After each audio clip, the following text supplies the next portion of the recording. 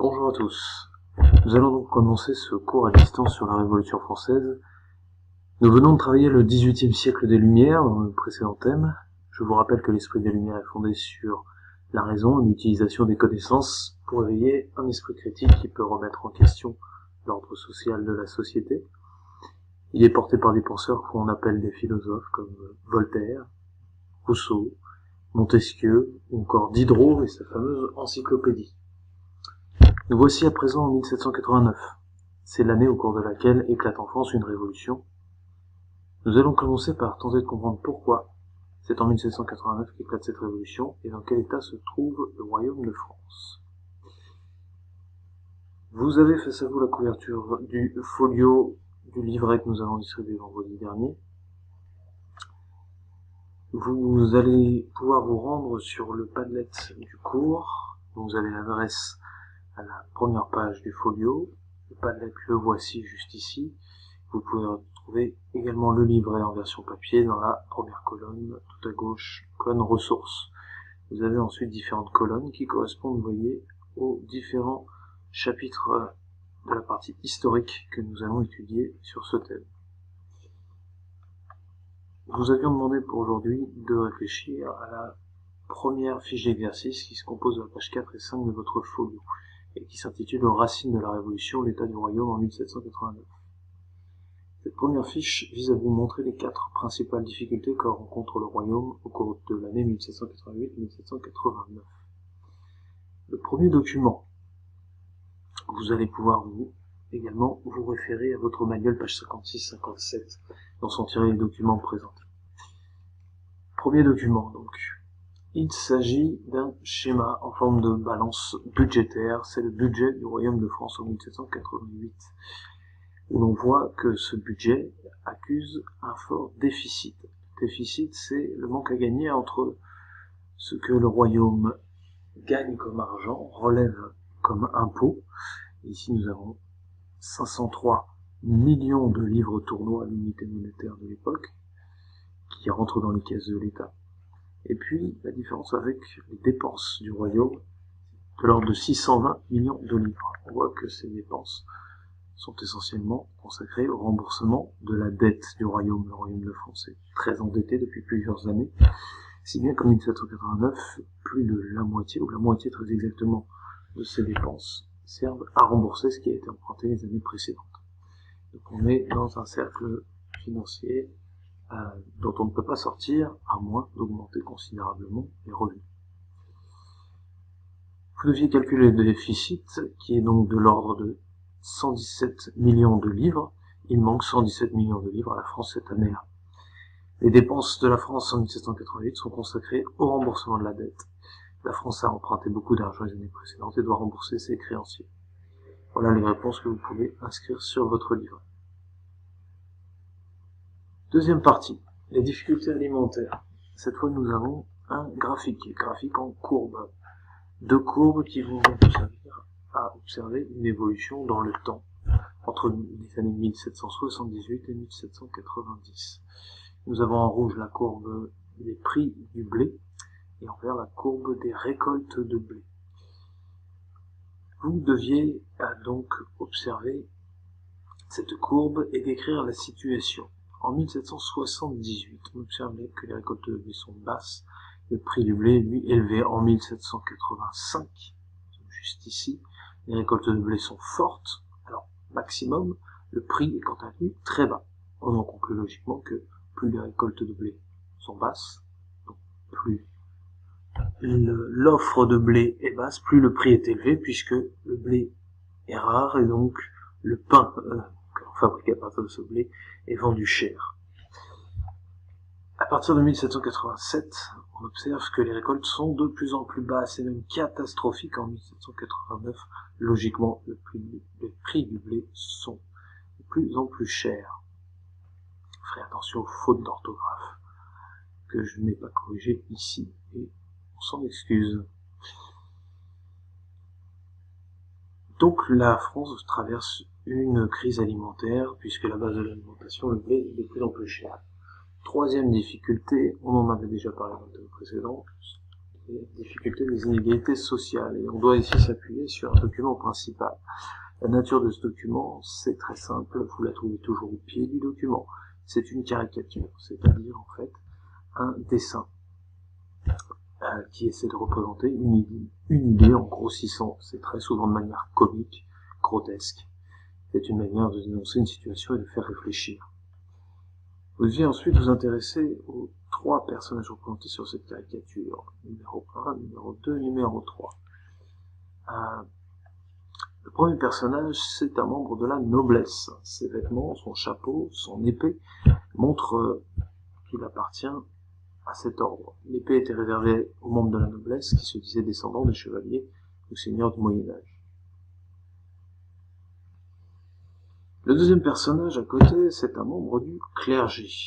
Ces événements le montrent. En regardant bien, nous voyons surtout une croix vers sa main droite. Il porte la couleur pourpre que l'on pouvait attribuer aux cardinaux.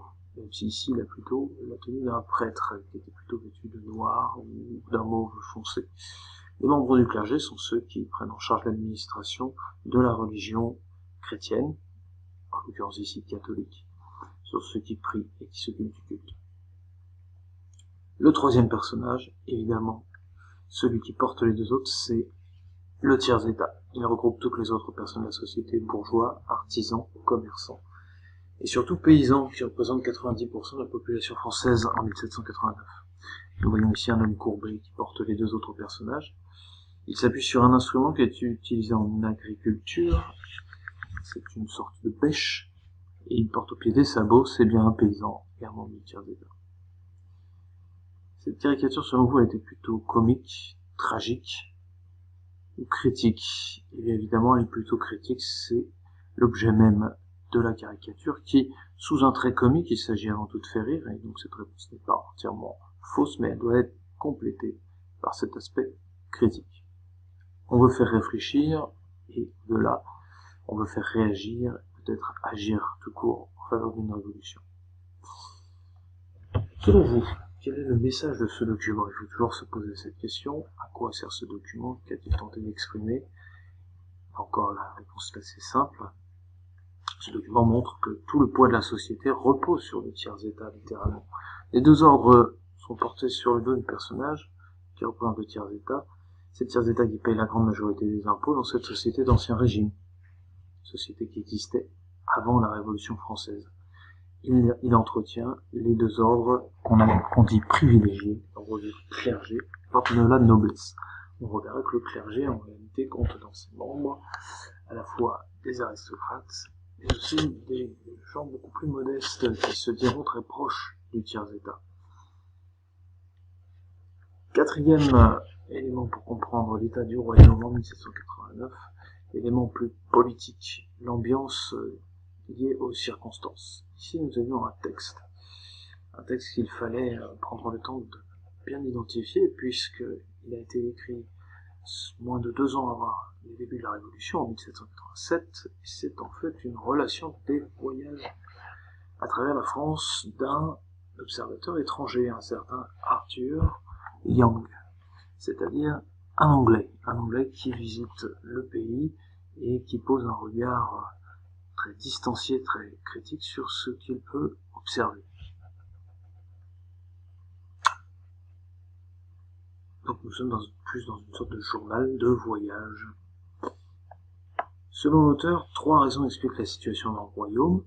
La première raison, elle vous a été donnée ici, c'est la situation pré-révolutionnaire liée aux finances. Là, on a déjà vu, il y a un fort déficit.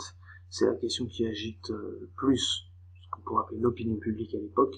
Les dépenses sont importantes, plus importantes que les recettes. Et Arthur Young dit que cette situation pourrait être réglée avec la convocation des États généraux. Il se dit déjà en 1787 qu'il faut convoquer ces fameux États. Le deuxième argument, c'est peut-être quelque chose qu'on n'a pas encore évoqué, le prince. Ici, le prince, c'est un autre terme pour désigner le roi qui est alors Louis XVI, et qui semble, au lieu de ses contemporains, incapable de gérer cette crise. Il n'est pas prêt ni assez autoritaire pour le faire. Donc, un chef de la royauté, mal aimé, très critiqué. Et puis, 3e aspect, enfin, Cette cour ensevelie dans le plaisir et la dissipation, les personnes autour du roi ne pensent qu'à s'amuser, se divertir, ils sont dans l'oisiveté, c'est-à-dire qu'ils ne font rien d'autre pour le royaume que de penser à leurs propres privilèges. Tout cela se fait bien entendu avec l'argent des impôts des Français. C'est le discours qui est majoritairement tenu, y compris dans les milieux de la bourgeoisie que fréquente notre voyageur anglais. Il y a enfin un autre événement historique qui excite l'envie de révolution des Français. Cet événement, c'est la Révolution américaine. La Révolution américaine, la Révolution d'indépendance américaine, elle vient d'avoir lieu. Vous pouvez aller lire des documents à ce sujet, page 54-55 de votre livre. La déclaration d'indépendance, elle a été proclamée 11 ans plus tôt, en 1776, le 4 juillet 1776. Les Américains ont fait la guerre contre le royaume d'Angleterre, la couronne d'Angleterre, qui les considérait comme des colonies, et ils ont reçu l'aide des ennemis jurés de l'Angleterre, que sont les Français. Donc les Français, le royaume de France a envoyé des armes et un petit contingent militaire mené par un certain marquis de Lafayette pour aider les Américains à se libérer de la tutelle des Anglais. Les Anglais, à la suite de ça, ont proclamé leur indépendance dès le 4 juillet 1776. C'est encore aujourd'hui la fête nationale aux États-Unis, le 4 juillet. Et si vous lisez le début de cette déclaration d'indépendance, vous y entendrez probablement des paroles très proches des déclarations de certains de nos philosophes des Lumières: les hommes naissent égaux.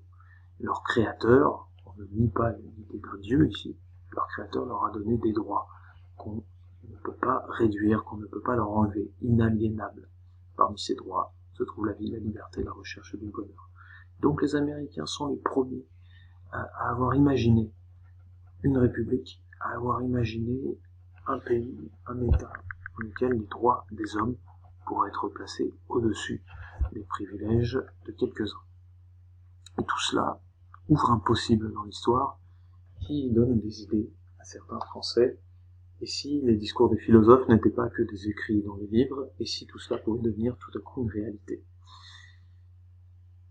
De son côté, le roi Louis XVI, lui, pour faire face à ces difficultés, n'a plus qu'une seule solution: convoquer les États généraux du royaume, c'est-à-dire la réunion des représentants des trois ordres de la population, la noblesse, le clergé, le tiers-état.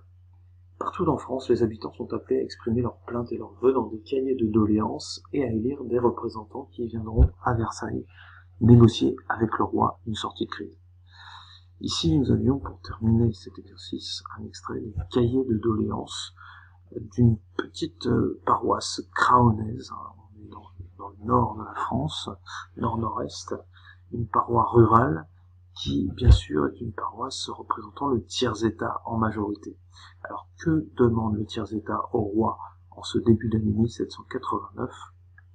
Il fallait ici lire ces différents articles et retrouver le thème de leurs revendications principales. Je vous laisse relire précisément. Nous voyons que les tiers-état demandent pêle-mêle des choses liées à la transformation du régime politique, plus d'impôts décidés par le seul roi, mais que désormais une assemblée de représentants des ordres, c'est-à-dire les États généraux, décident même des impôts et soient réunis tous les 5 ans.